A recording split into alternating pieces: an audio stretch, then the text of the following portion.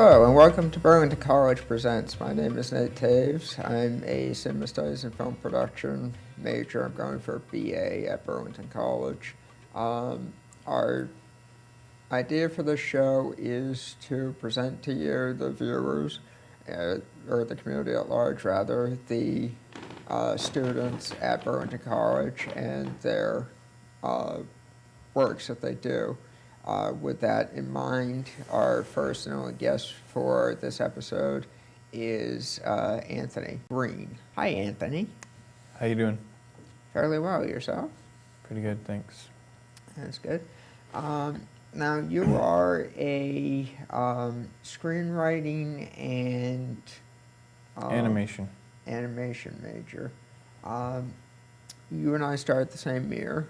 We went through cinema studies, or intro cinema studies rather, together, and the script writing stuff.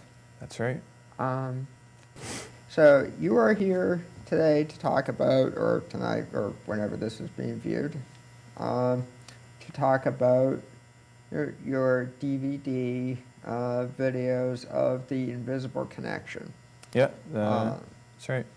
So we have 4 videos from that, as I understand it. And your first one is called Caught Up in a Mirror. Would you care to tell us anything about that before we review it? Or yeah, Caught Up in... well, first of all, these pieces can be viewed as just moving paintings. You can watch them as art, or some of them actually have specific creative purposes, and this particular one is a homage to Boston visionary artist Paul Lafayette, and it explores some of his diagrams and some of my diagrams and the experience of infinity, placing a mirror to a mirror, and it's an original score. All of them are original. Okay, and you did those, is that right? Yeah, I composed the experimental music to go along with the pieces. The piece that is on this particular one is called the time-traveling guitar. It's part of a screenplay I'm writing. My main character finds a guitar that can transport him between realms. And that's the graphic novel screenplay? Is that Yeah, right, that you yeah. Film/supplemental graphic novel. Okay, and you'll come back at a later episode too? Absolutely, I'd love to talk about it. Great. Really excited about it. Great, and just so I know, these were done for which class, do you remember? Alan Nichols' experimental cinema class. Okay. Out of curiosity, what do you think of his teaching style? Good? That's amazing, really great. I really like his instruction. I agree. I had him for films with Robert Altman. Yep. And it's incredible. It's just really laid back environment, and you're able to have the creative freedom you need to do whatever you want. Doesn't censor anything or tell you what to do. It's wonderful. And for me, with a learning disability, like I just feel so much better at being Absolutely. able to hand in the papers when I get them done, as opposed to like every week. Yeah. I'd like to add that this is Caught Up in a Mirror 1. Okay. The last one that we'll see is called Caught Up in a Mirror 2. So that's number 4 for those who are keeping track. Yeah, basically I'm trying to illustrate the experience of time travel. That's pretty much it. Okay, it's pretty funky, so we'll take a look at that. And where do we look for this? I think your latest TV screen here? Yeah, where do we look for this? I think we look at the screen there.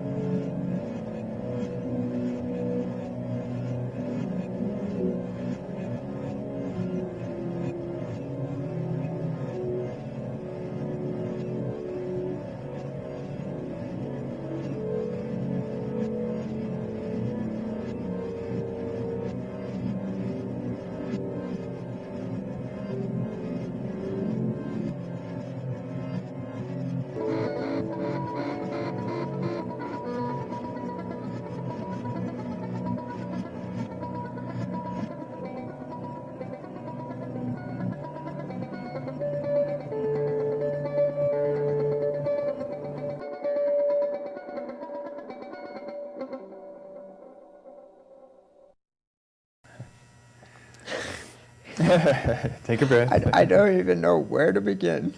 I really don't. That was arguably the trippiest thing I have seen to date. Well, that's one of the adjectives I get. Uh, Can you use some others that we may not get kicked off air with? Well, basically that piece is, I'm writing an essay on time travel right now, and more so caught up in a mirror too is basically my interpretation of the experience of time travel. That's the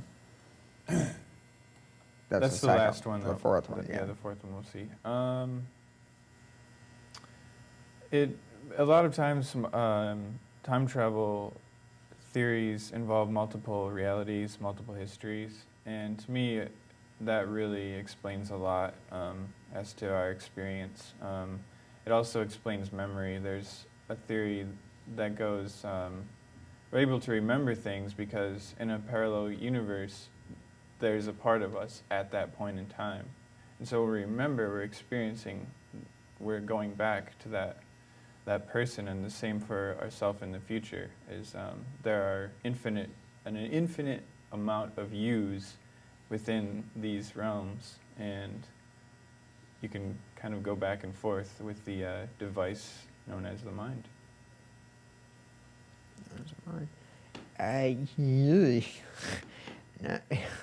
Now, I've been through psychoanalysis to some extent in my life, and believe me, it was needed. But and I haven't gone some time, but I'm seriously beginning to think about taking it up again after viewing this. Yeah, well, my best futurist opinion is in the year 2008, most of us are becoming aware that the world in which we used to live in isn't really the way we thought it was anymore, and the world that we are in, it isn't that way anymore. Things are changing, and there's actually a professor building a time machine, or trying to build a time machine right now. So yeah. Fan of Jules Verne, no doubt. Definitely. It's funny. You're just saying that times are changing and whatnot. There's a House MD episode. Remember that show? I don't watch TV usually, but I've heard of it. Heard of it. Yeah. There's an episode, and I forget which season it is. I want to say it's 1 or 2. But House says to Foreman, who was one of his underlings, there will never be a black president. They call it a White House for a reason. Yeah. Now that statement has to have a retraction issued, as far as I'm concerned. Absolutely. Yep. And now we've got Barack Obama in there. Yeah, never say never. Right, never say never, and it ain't over till the horizontally challenged lady sings, I guess. Let's keep it politically correct, huh? Yep. So, on your video here, the Caught Up in a Mirror 1, you did a lot of quick-moving, light-colored images, which quickly turn into dark images and back again. Is there a reason for that? And if so, what is it? Yeah. Just getting a lot drunk. I think what that's relating to is my story, my screenplay involves the incorporation of a 4-realm diagram, which waking experience is experienced like we experience it now in color, and then the dream experience is kind of a little different as far as things might seem, some things black and white, some things color. And the collective unconscious, I believe, is like a heightened experience, like lucid dreaming, where everything seems more real than what we experience it here. And the 4th realm is just a great mystery that we really can't experience. But I think that's what I'm getting at in this piece, is the fact that things change very frenetically. And so it's very much like your script in the sense that it starts off in the waking realm, we should call it. Yeah. Which is like what we're doing now, what the viewers are watching with us.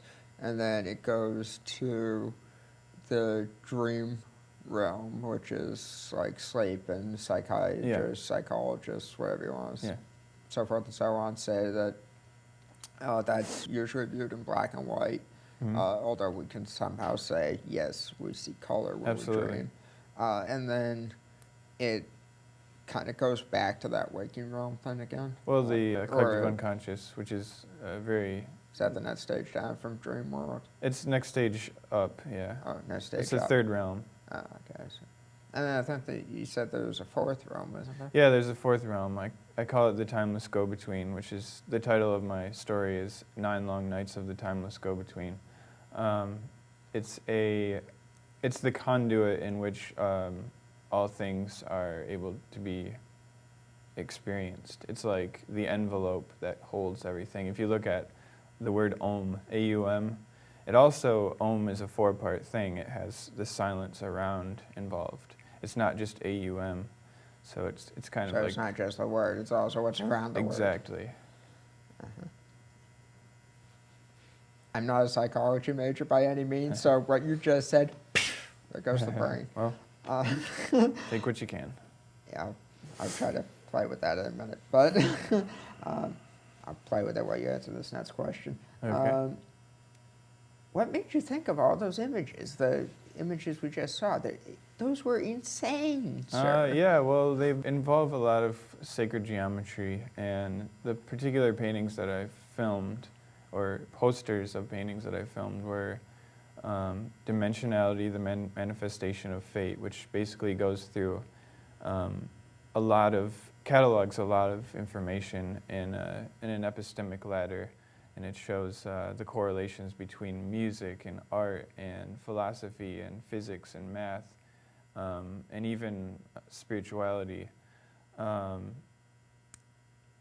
the second one is the Thanaton 3, which is Paul's psychotronic painting, which involves putting your hands on the painting and staring into the eye and not blinking and thinking for an hour. And you become aware of information somehow. It's psychotronic. It's mind, matter, linking.